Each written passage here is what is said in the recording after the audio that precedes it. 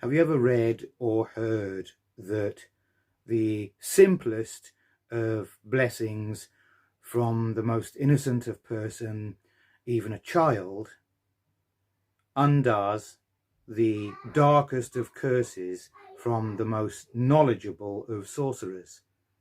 Have you ever heard that one? I've read that somewhere. I can't remember where just now. I may well find it out one day, and because I've said this here on video, when I do find it, I'll report on it, okay? Why am I saying this? Well, because I want to pass on a blessing to everybody that's being affected by this coronavirus thing, whatever it is. None of us here in my family really know if it's for real or not, but it's been made to be for real. We have not personally seen or know anybody who's personally had any deaths in their family specifically because of the COVID-19 virus, or any other virus in fact. And I can only apologize and give my warm blessings to anybody who really has. But because we haven't seen the proof, we don't know what the score is with the coronavirus. And for that reason, we have to bear in mind that lots of aspects of it could be true.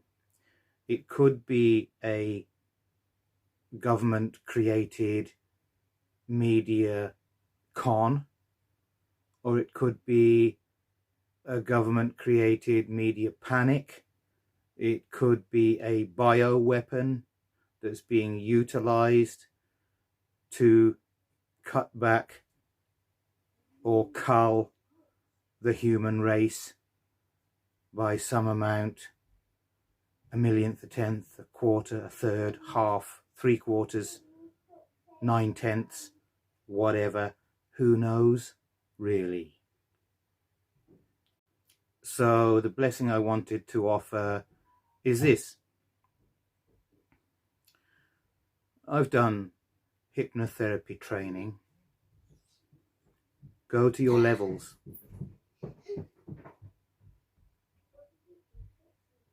Good. Let me ask you a question while you're at your levels. Whatever levels they are. Question is, where do the macrophages of your immune system come from? Some of you know. Some of you've read the biology, anatomy and physiology. Do they not come from our bone marrow? Do they not come from the baby cells in our bone marrow? Do all blood cells not actually come from the baby cells, stem cells within our bone marrow? In fact, does every single part of our very being, every single cell of our entire anatomy and physiology, not actually come from our bone marrow and the stem cells within our bone marrow? In actual fact, are we not actually made from the inside out? I read a thing in my studies into Huna. I can't remember just now exactly where, and I'm not going to go about justifying and explaining myself at every turn. But when I uncover it again, because I will, I'll report on that as well. But do the Huna, not the Kahuna, not also say that we we, our bodies, us as individuals and as a collective, a race, the human race, are we not constantly emitting our body from a fairly central source as a bundle of force shapes? Force as a force, as a constantly cycling force. Is that not actually what DNA is? Is DNA not a collection of magnetic shapes that attract the other base pairs? Is that not what DNA actually is? So the kahunas say that we emit ourselves, we emit our cells and our bodies as a bundle of thought forms emitted as a force. That's the phrase that I saw. That's the phrase that I read, emitted as a force. A bundle of thought forms emitted as a force. But now that I'm saying this, right this moment, I'm kind of thinking to myself, we are a bundle of thought forms emitted forcefully. That kind of makes a bit more sense in some ways, doesn't it? And if we're actually emitting the bundle of thought forms forcefully, it must say that we are at least one of the entities in the universe that has that free will and freedom to be able to emit anything as a force. That just adds a little something to the understanding that we are creating ourselves constantly from the center of ourselves, from the center of our bone marrow, the stem cells within our bone marrow. Maybe we're not emitting ourselves as a bundle of thought forms forcefully from a central core star, or maybe we are.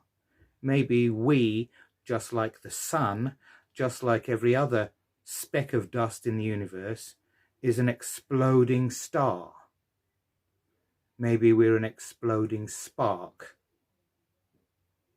Maybe one of the emanations of the star is in actual fact our shape. Maybe many other emanations of stars are all the other animals that are also emanating from a central core star. The missus has just told me to film above that level, that level, because look at that mark on me top there. I've just sneezed and snotted all down me top here, and watch out, coronavirus. Anyway, I'll probably edit that bit out.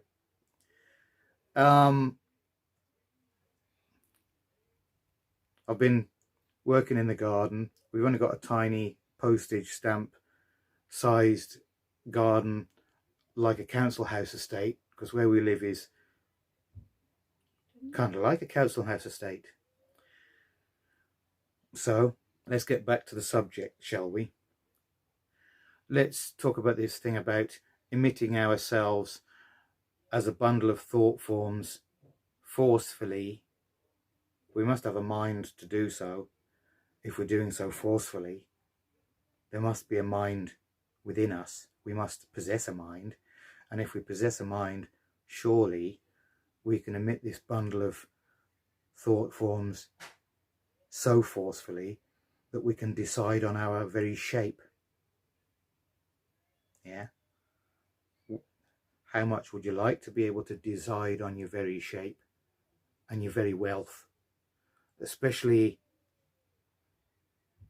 in times like we've got just now?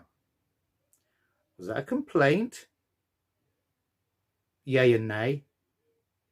It wasn't a complaint, because I'm still quite still about this whole coronavirus thing. I haven't launched into any panic. I feel some apprehension in my chest, and I kind of half visualized a moment I had the other day, feeling like a steel band around my chest, actually with rivets in it. Now, that's not panic, because I'm not panicking. Truthfully, I'm not panicking. We're not going out and panic buying and all that kind of stuff. I just wanted, yeah, except for all this stuff you can see behind me, me mandalas on the wall. I've been panic telling the kids, more mandalas, we need more magic. So, yeah, okay. Do you like them? They're nice, aren't they? You know, my mandalas. I'll show you them another time. But that's all my kids' work. And that's why I haven't put this on, you know, blurred background. I've deliberately kept this background kind of clear. And have you seen my gingerbread man there that my boy did for me? That's just to say, I don't know, something. My magical alter ego there is the gingerbread man. You know, run as fast as you can't catch me, I'm the gingerbread man. I'm the gingerbread man. Okay, back to the point. This thing about, surely if we're able to emit a bundle of thought forms as a force, we must have a mind to do it, you know. And I'm not talking about just the intention. It must take some power of mind to be able to take matter and form matter from it. It must take a mind to do that.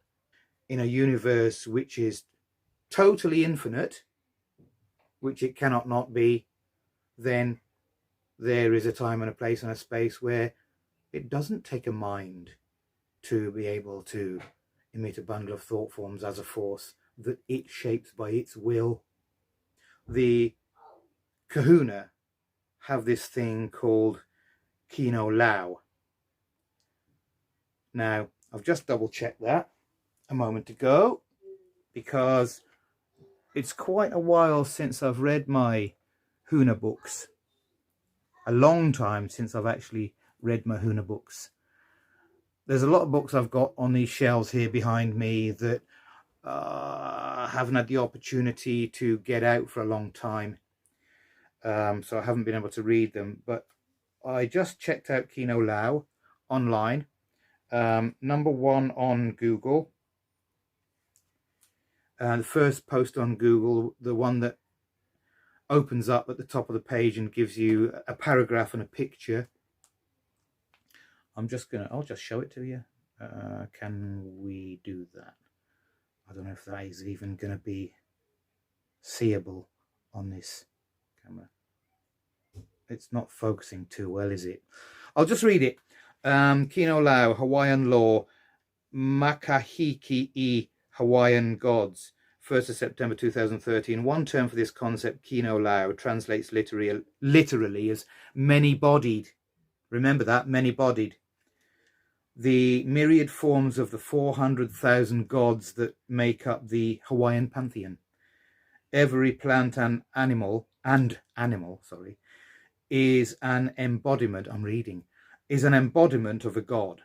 Every plant and animal is an embodiment of a god. That is amazing. Very shamanic, eh? So are clouds, rain, the movement of lava, the currents of ocean and air. Okay, Kino Lao. I read, was it in Serge Kahili King's books? I think there was a reference made to something like Kino Lao meaning many-bodied, in that because we are a bundle of thought forms emitted as a force, or with force, or forcefully, we are so many-bodied. We have a trillion bodies that come and go so fast that we are constantly maintaining our expression so as not to be too shocking to ourselves, because we probably would shock ourselves if we were able to just move like that, like Zen, you know. So I'm saying the things I've just said. The wife is sighing at me like I'm taking too long to make the point. Here we go. Go to your level. You know what I'm saying? Those of you that have studied hypnotherapy in any way, shape or form, don't you? Go to your levels. See the redness that is your bone marrow. Feel the redness that is your bone marrow. Feel it. Sense it. Just get any sense of it whatsoever. You cannot not get a sense of it. Now that we are talking about it, you cannot not have plenty of sense of it, in fact. Look at it with your spirit. Goad it on. Bring it on. Encourage it. Invite it. Pull it out. Dance it out. Wizard magic heal it out to send out macrophages.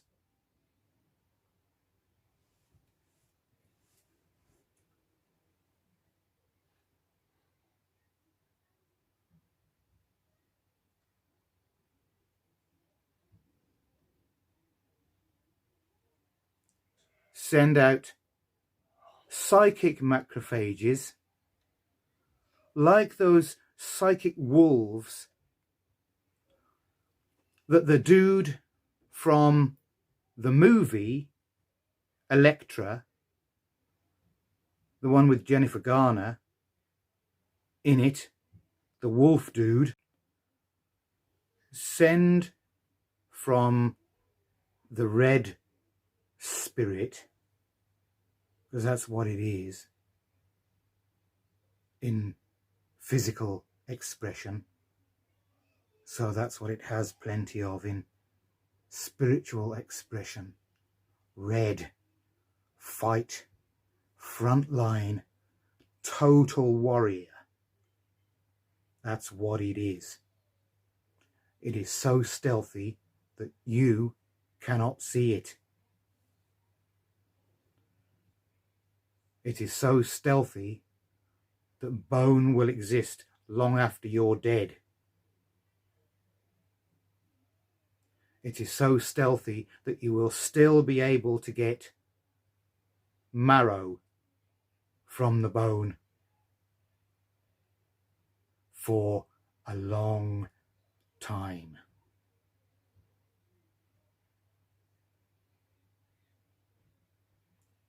Send out the spirit of red from the center of your bones.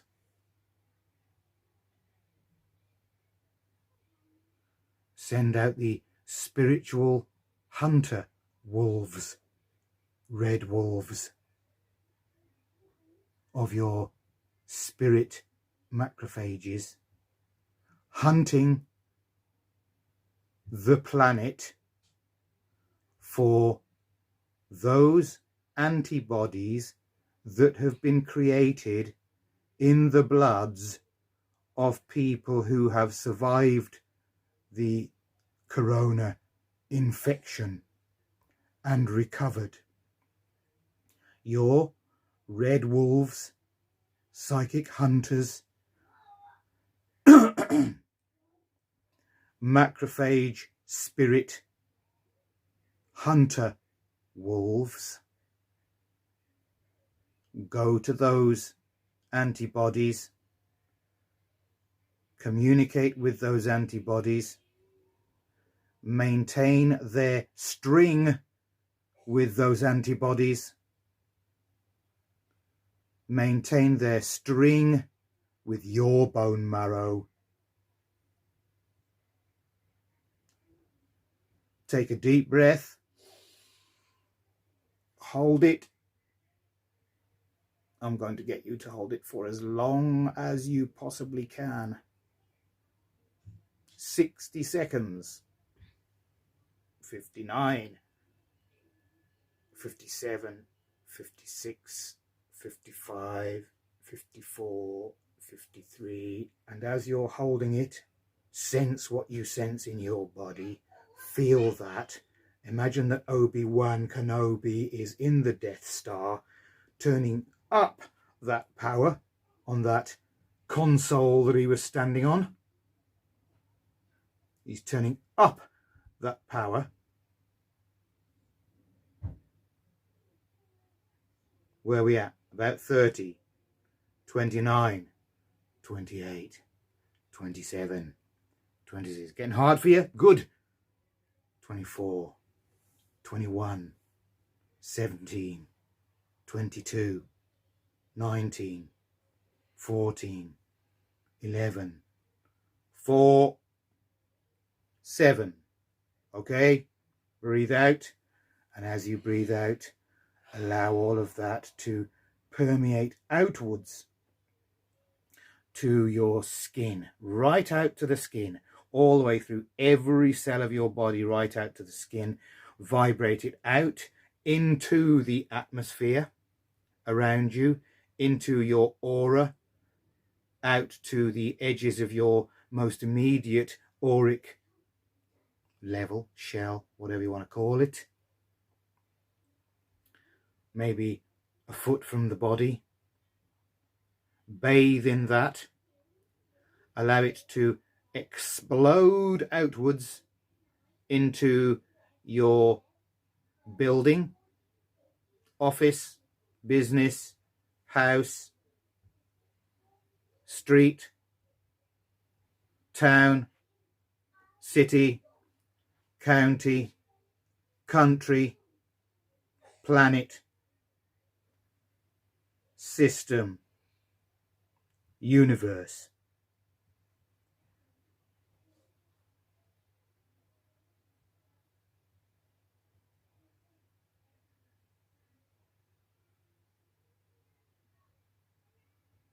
Breathe in again very deeply, very suddenly. Hold that now for 30 seconds. 29, 28, 27. Know that as I count backwards, us hypnotherapists count backwards in order to take your level of conscious judgment down and to take the tension held within your muscles and your mind down also. This is why hypnotherapists count backwards. We count backwards to take you generally down to a deeper level.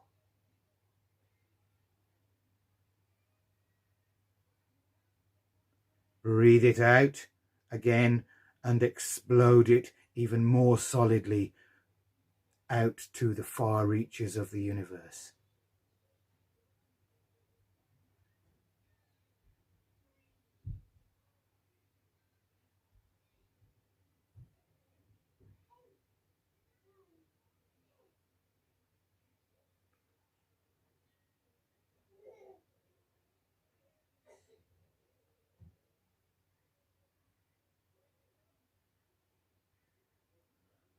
Breathe in again very suddenly, as deeply as you can.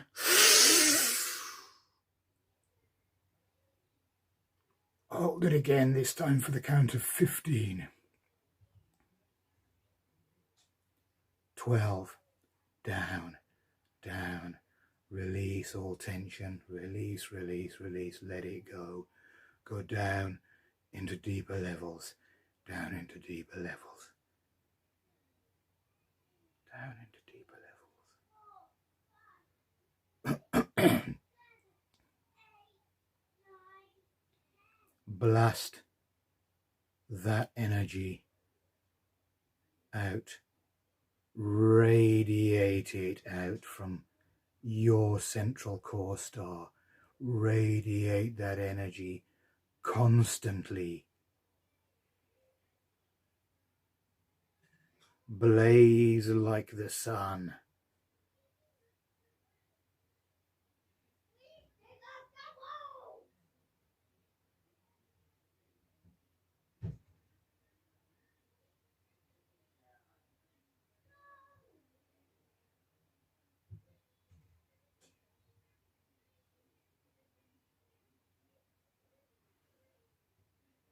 Live long and prosper. I did that one deliberately. That gesture that Spock used, I've known for, I don't know how long now, 25 years, that gesture comes from an old biblical thing called the Yetziratic sealing rite.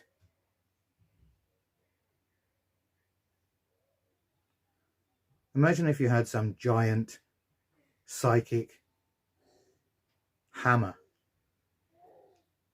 like a hammer at one of those sales, an auction mart, and you can just go clang and seal that in. Imagine if you had a stamp, like a wax seal, and you could just seal that energy, that vision, that picture, that movie onto the fabric of the universe.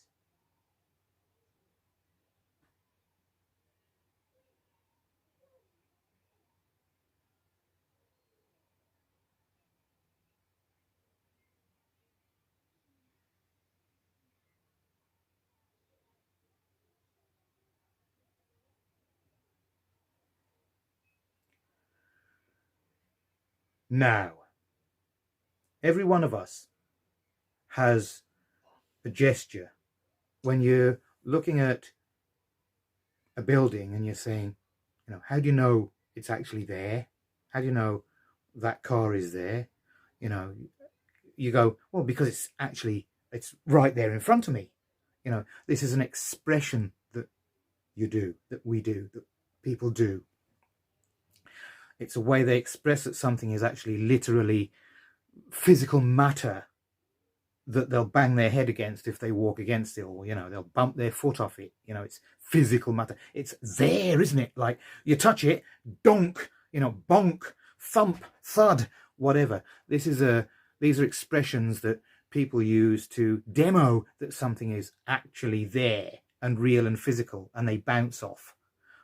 Okay, so these are also thus and therefore expressions that can be utilized to say to a mind that something is real and there and matter and material. Yeah? Is it not? You know, when a dog wags its tail, this is a saying I've got with a lot of my family and friends and compadres over the years. I've very often said to them, does the dog wag its tail or does the tail wag the dog? You know, surely there's some of you out there who understand exactly what I'm saying. Does the dog wag its tail? Does the dog wag its tail? Or does the tail wag the dog? It sounds like a bit of a daft, poetic misnomer in a way, doesn't it? It isn't. It's this. Does the dog wag its tail when it's happy? Or does the dog wag its tail to make itself happy? Are the two different things? Or are they the same thing? You know, you can smile before you're happy. You can smile and make yourself happy. You can get an effect before you've even utilized the techniques and methods. For those of you that have done Reiki, have you come across the Reiki Kriyas? The Reiki Kriyas, I saw an explanation of them that said that the Kriyas were a certain kind of use of the Shokurei symbols, where when you created a Reiki vision board, a Reiki vision sphere, a Reiki vision, whatever you wanted to call it, in order to cast within it more matter, or more magical matter for being, for becoming, for creating it, for manifesting it, for condensing it out of the prima mater, you visualized or drew in both top corners of your vision wall. You visualized in the top two corners of your vision grid, your Reiki vision grid, or whatever you want to call it, the Shokurei, symbols. You could even draw them as you're speaking it. This was what I once read was a Reiki Kriya. I've also read that the Kriyas are things often practiced or emulated or even accidentally expressed through certain yoga practices, where through activating the lizard brain, the reptilian part of the brain, when a person does certain activations of certain parts of the reptilian part of their brain, their reptilian consciousness, they have these like twitches, muscular twitches. Some of them are maybe sticking their tongues out in a certain way, or certain types of bodily twitches that people have when the Kundalini is rising, or rises to a certain point and flowers forth. Kriyas are the deliberate drawing of your Reiki Shokurei number 1 symbol at the top two corners of the Reiki grid that you're producing. The 9 slashes of the ninja,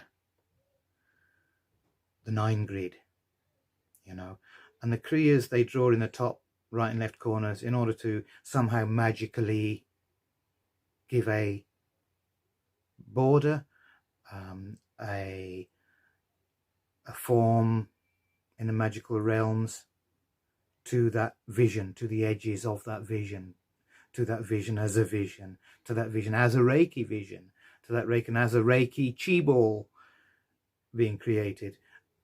And I've also read that the Kriyas are involuntary muscular movements, expressions and spasms that some yoga practitioners go into as a result of practicing Kundalini raising exercises and certain things like that. Okay, so that's what a Reiki Kriya is, just in case you're interested.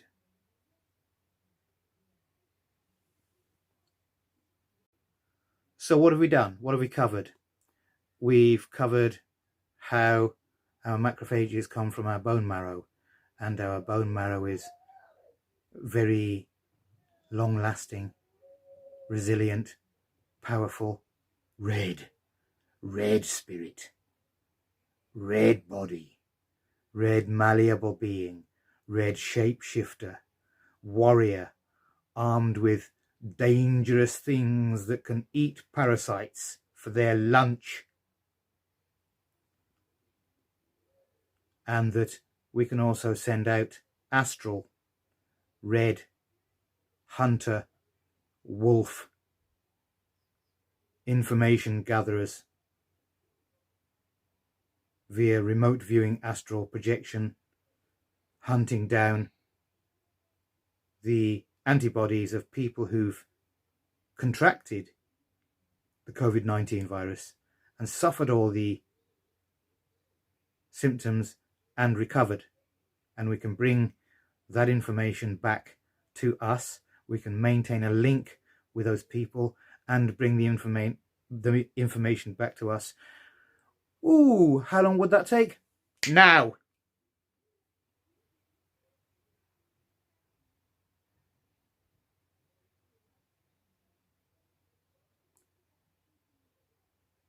And I would be right and correct according to all healing pantheons, traditions, histories, arts and talents, wouldn't I?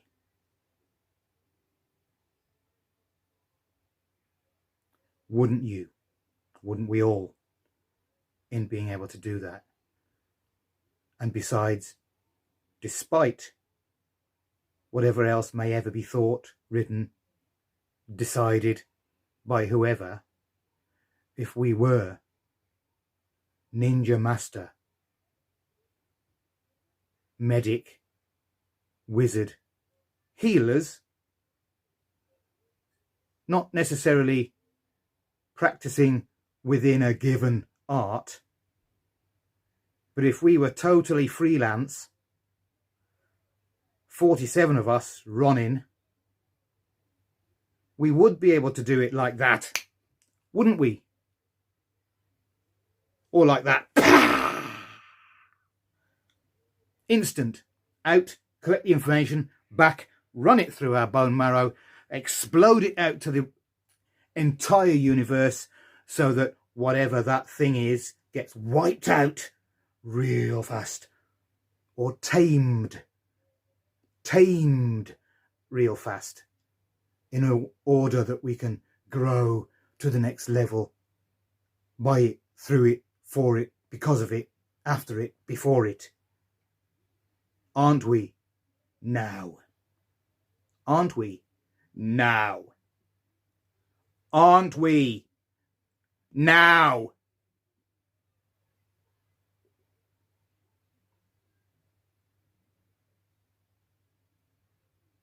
Okay. Thank you